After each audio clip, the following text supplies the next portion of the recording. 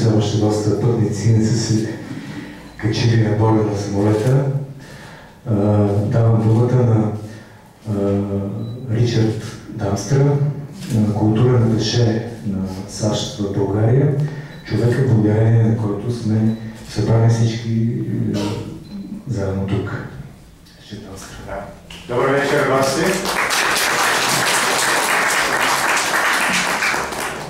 Ясно е, че Иван е много популярен човек в България.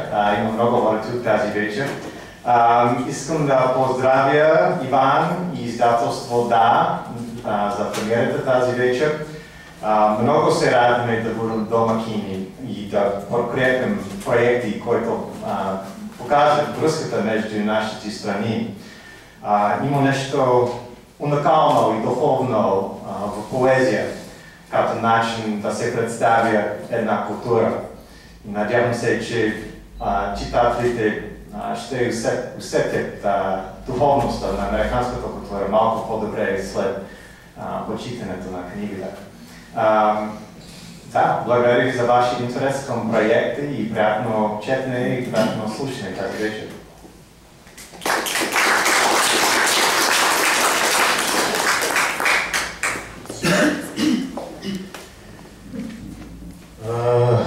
Внимание, внимание! Всички вече се качиха на самолета и в момента излитаме, познайте за къде. Отиваме в Америка, разбира се, но преди да започнете коларите си, да се приготвите, моля вдигнете всички масички, ако има още масички не вдигнете при вас. Ще има включване от борда, първи капитан Владимир Левчев. Аз не знам, че ти си не си пилота, разбира се. Аз съм стюарда. Аз съм стюарда. Да, имам удоволствието тази вечер да кажа няколко думи за една чудесна книга, на която също така имах удоволствието да бъда редактор. Книгата на Иван Христов «Американски поеми». Иван започна своята така поетическа биография с откриването на един град, който е малко така на запад, надолу и нагоре по Дунава от родния му град Русе. Разбира се, тук говорим за една поетическа топография, за една духовна топография, но ето няколко години по-късно той откри на играта цял континент. Плавайки още по-далече назад. Разбира се, пак казваме, много е хубаво, че когато една книга има името на град, дори малко митичен, или на един цял континент, но ние знаем, че в поезията пейзажите са едни вътрешни пейзажи на духа и географията е друга география.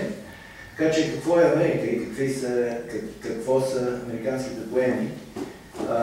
Бих казал, че може би трябва все пак да помислим за някои неща, които изникват в главата ни, като чуем Америка, американската мечта, мечтата на какво е американската мечта, мечтата на да можеш да постигнеш сам със собствените си сили, със собствените си ръце и ум, независимо от етнос, класа, раса, религия, това, което мечтаеш да постигнеш.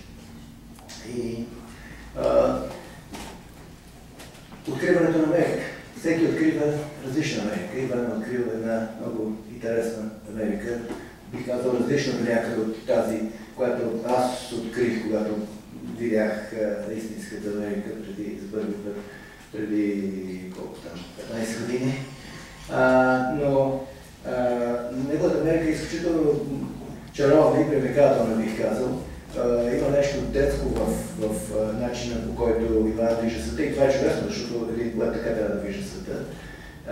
Малко като Керан, която в едно негово стихотворение се смее по-детски на ниско приличните орли, защото той ни въвежда в пейзажа по един изключително естествен начин.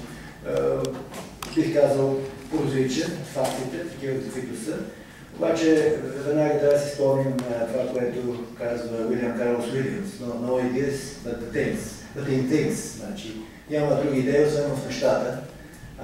Именно такава е някакси поетиката на Иван. Той тръгва от обектите, от нещата, такива, които са. Или пък, както Паун казва, че най-добрият символ е предмет, реалният предмет. И затова, когато четем за кучето Сникърс, в първия момент чуваме едни прости факти за едно куче в един двор, в който оградата е невидима. И в един момент си даваме сметка, че и ние живеем в една такава, в един такъв невидим електронен затвор. Или пък заедно с Иван се изненадваме, когато в Уисконсин виждаме шефната машина Сингер на баба си там. Така че тази поезия похува именно с тази непосредственост, която е повече от това. Тя не е просто, тя не е проста поезия. Тя е проста, обаче има една дълбочина, която откриваме малко по-късно, след като прочетеме стихотворенията. Може би името им стихотворение е Well Watching, понеже разбрах, че той ще изпълни във вид на песен. Искам да прочета едно кратко, ако ми позволи Иван, от неговата книга. Едно стихотворение, което е стихотворение за поезията, за силата на поезията и за смисъла, бих казал. Пред музея на Никола Тесла в Белград. Скъпи Никола Тесла, знам, че ти искаш да построиш кула, която да разпръсква безплатно електричество в целия свят. Но твой опит беше неуспешен. И понеже поезията е единствената енергия, която трансформира неуспеха в успех, ти подарявам тази поетическа кула. Внимавай как ще използваш.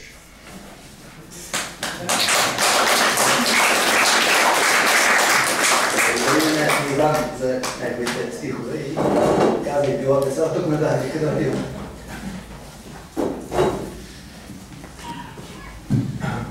Ами така, аз трябва да ви кажа, че ние вече излетяхме. В момента летим доста нависоко, така че ще абсолютно забранено е на всички да слизат от борда на самолети, защото има опасност да паднат. Понеже много хора ми казаха, ама аз имам само за началото и после ще се тръгна. Не може.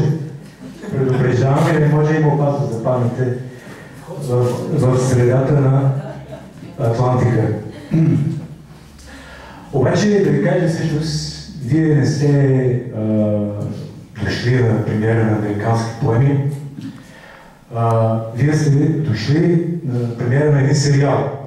И това е сериала 7 часа разлика. И искам да изразя моята благодарност към Надежда Олег Хляхова, понеже тя така направи книгата, че пътуваш на български, стигаш до края и в един момент трябва да обърнеш и да започнеш да пътуваш обратно на английски и разликата между двата текста е точно 7 часа разлика. За това. И понеже като във всеки сериал трябва да има и малко секс и събличане, аз съм решил тази вечер да се разсъблека пред вас.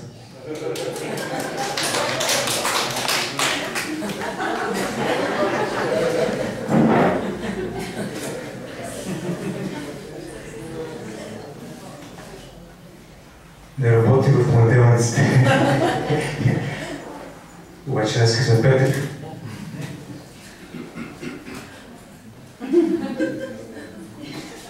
Това е моята специална тениска от Walker Art Center, която за първи път обличам публично пред вас.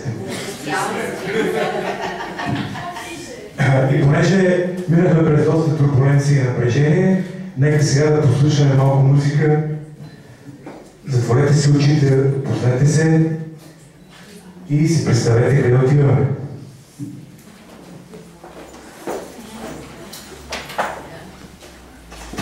Това са моите асистенти Анжела Родел и Петър Чуков, те ще грижат заедно с мен по време на полета, да се чувствате добре. Да не ви обърква тотално. Ще правим нещо смесено, полуамериканско, полубългарско, че понеже сме още над океана. Това се казва американска ръченица, специално по-зразович.